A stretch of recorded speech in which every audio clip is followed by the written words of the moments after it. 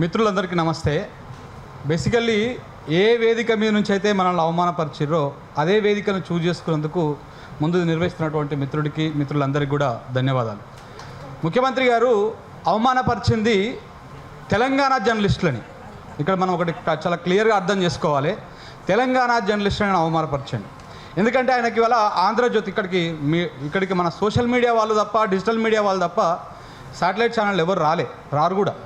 So కాబట్టి ఆయనకి ఇప్పుడు ఏబిఎన్ కావాలి, టీవీ5 కావాలి, మహాన్యూస్ కావాలి, ఈటీవీ కావాలి, ప్రధాన పత్రికలు కావాలి, ప్రధాన ఛానళ్ళు కావాలి. యూట్యూబ్లో అవసరం లేదు, డిజిటల్ మీడియాలో అవసరం లేదు. ఇవాళ డిజిటల్ మీడియాలో మెజారిటీగా మన తెలంగాణ బిడ్డలే ఉన్నారు, తెలంగాణ ఉద్యమకారులు ఉన్నారు, కొంతమంది జర్నలిజంలో పనిచేసిన వాళ్ళు ఉన్నారు, కొంతమంది జర్నలిజంలో పనిచేయని వాళ్ళు ఉన్నారు. కానీ వాళ్ళని అవమానపరిచేటువంటి విధంగా ఇవాళ వారు మాట్లాడడం జరిగింది. నేను ఎక్కువ టైం తీసుకోను.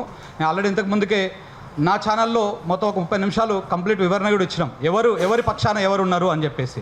సరే, ఒక్కొక్క లైన్ ఉండవచ్చును కాక, కానీ తెలంగాణకు సమస్య వచ్చిన రోజు, మా నిరుద్యోగులకు సమస్య వచ్చిన రోజు, రైతులకు సమస్య వచ్చిన రోజు, ప్రతి ఒక్కరికి తెలంగాణ ఏ రంగంలో ఉన్న సమస్య వచ్చిన రోజు ముందుండి నిలబడేది ఇదే డిజిటల్ మీడియా జర్నలిస్టులు. ఇంకొకటి మిత్రులందరికీ నేను విజ్ఞప్తి చేస్తా ఉన్నా, చాలా తక్కువ టైం తీసుకుంటా. సోషల్ మీడియా జర్నలిస్ట్ అనకండి. మనమే అసలైన జర్నలిస్టులం, మనమే అనికార్సైన జర్నలిస్టులం, మనమే సోషల్ జర్నలిస్టులం.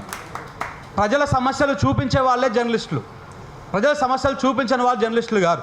సో కాబట్టి ఇవాళ ఈ ఛానళ్ళన్నీ మెయిన్ స్ట్రీమ్ ఛానళ్ళని మనం కొట్లాడుతున్నది రేవంత్ రెడ్డి గారితో కాదు, మనం కొట్లాడుతున్నది main stream media ఛానళ్ళతోటి.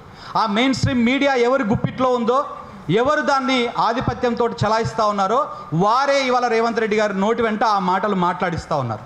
Revanth Reddy గారు కూడా మన తెలంగాణ బిడ్డనే, కానీ ఎవరి చేతిలో బందీ అయిపోయారో మనం గమనించాల్సినటువంటి అవసరం ఉన్నది. ప్రతి ఒక్కరము ఇవాళ యూట్యూబ్ ఛానల్ని ఎగతాళి చేసి మీ ట్యూబులు మీ గొట్టాలని చెప్పేసి మాట్లాడినటువంటి వాళ్ళందరికీ కూడా తప్పకుండా సమాధానం చెప్పేటువంటి రోజు వస్తుంది. మనమేమి యుద్ధాలు చేయొద్దు, మనమేమి అది చేయొద్దు, బయటికి వెళ్ళి ఏం చేయాల్సిన అవసరం లేదు.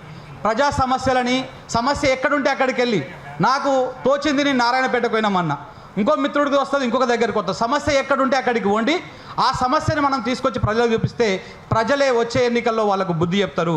ఇవాళ రేవంత్ రెడ్డి గారు కావచ్చు, రేపు ఇంకొక పార్టీ కావచ్చు. గతంలో ఉన్నటువంటి పార్టీలు కూడా చాలామంది జర్నలిస్టుల మిత్రుల మీద ఇబ్బందులకు గురి చేశారు. ఇప్పుడు వాళ్ళు అదే ఇబ్బంది చేస్తూ ఉన్నారు. రేపు వచ్చినటువంటి పార్టీలు కూడా ఇబ్బందులకు గురి చేయవన్నటువంటి నమ్మకం కూడా ఏమీ లేదు. ఈ ఐక్యత ఎలాగైతే ఒక్క పిలుపుతోటి అందరం వచ్చినామో అలాగే ఇంతే ఐక్యతతోటి అందరూ కూడా మున్ముందు కూడా రావాలి. ఎక్కడ ఏ చిన్న సమస్య వచ్చినా, ఏ జర్నలిస్ట్ మిత్రుడికి సమస్య వచ్చినా అందరం ముక్త కంఠంతో మనం మాట్లాడితే, మనము ధిక్కరిస్తే ఎంత పెద్ద రేవంత్ రెడ్డిలైనా, ఎంత పెద్ద నాయకులైనా తప్పకుండా తలొగ్గాల్సిందే. ఇంతకు మించి ఇంకా నేను చెప్పడానికి ఏం లేదు. Thank you very much. Thank you అన్న.